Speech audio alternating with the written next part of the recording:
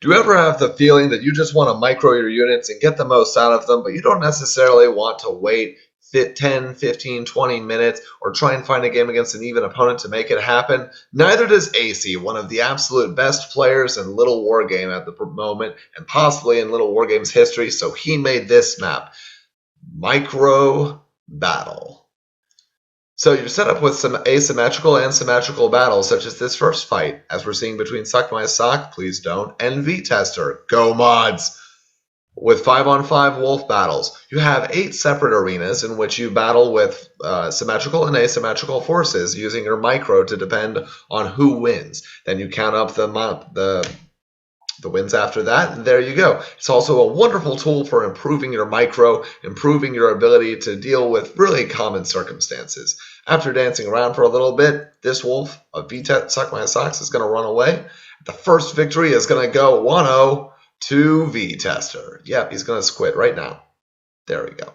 All right, now we go over here. Here we see a really, really cool unit matchup. Soldier, Archer, and Catapult versus Soldier, Archer, and Catapult. Notice the Catapults have a lot of range, but they also have minimum range. So these soldiers are providing tankiness, while these archers are providing some minor non-situational DPS. Catapult shots are huge here. And what do we see? We see that Suck My Sock manages to get a lot of good, he manages to get up one archer kill, and the catapult shots are fortuitous for both good micro and some focus firing over here by V-Tester. Nearly gets both of them, which would have almost certainly resulted in a tie, but unfortunately, just as V-Tester managed to barely eke out the first win, Suck My Sock cleans up the second one. Now we see our first asymmetrical battle. We have 5 wolves up on against 2 soldiers and an archer. This is a very common scenario in 1-den versus 1-rise, and it's especially important that you're able to catch units out of position when it happens. One of the cool things about this matchup in time is that, I mean, in an actual game you would have workers, but if you were out in the field and this were to occur, it actually favors the wolves because they can regenerate hit points. So after a while, V-Tester says,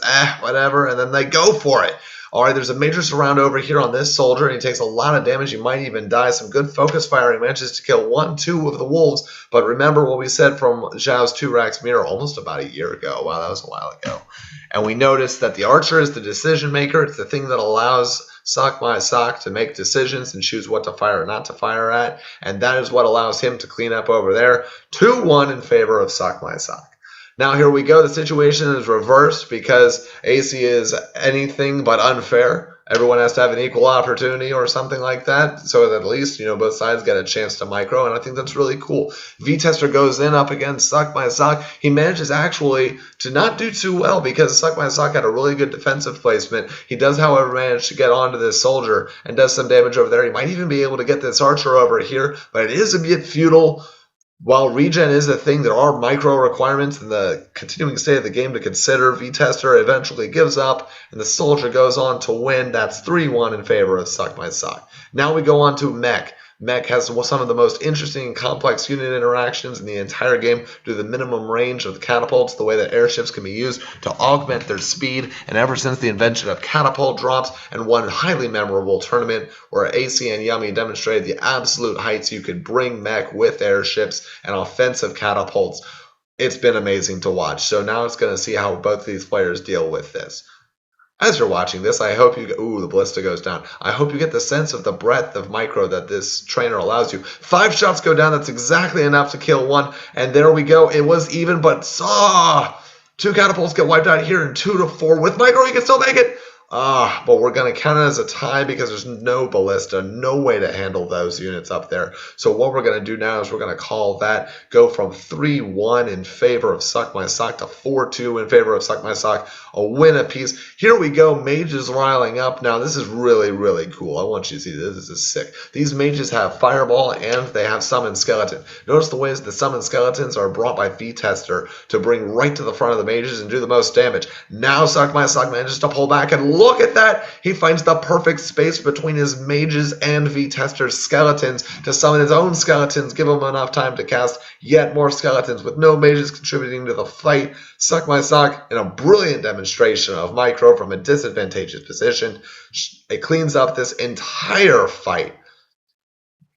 Man, this is another battle that could be really interesting depending on control, especially considering the way mana regenerates and the timed life of those units. Eventually, however, there are skeletons beating down on these mages, and V-Tester only has enough to summon a few more skeletons who are not capable of taking out these mages, and even if they were, I'm sorry, those mages also have mana. They could have summoned their own skeletons at any time. Skeleton goes down. 5-2 now in favor of him. And here we go for another asymmetrical battle. We have Barracks, pretty involved Barracks actually, up against Beast. We have the Wolves that want to get him back and hit the ballista that's being carried now by this airship and to hit the archers so that the dragons can clean up. And the werewolves provide smash so that the barracks units can't survive in a ball and just allow things to get done for them in that way so they can't maximize their DPS. The micro is intensive, and what we're seeing now is that Suck My Sock is actually emphasizing the anti-air. If he can get rid of all the archers in the ballista, it's okay if he loses on the ground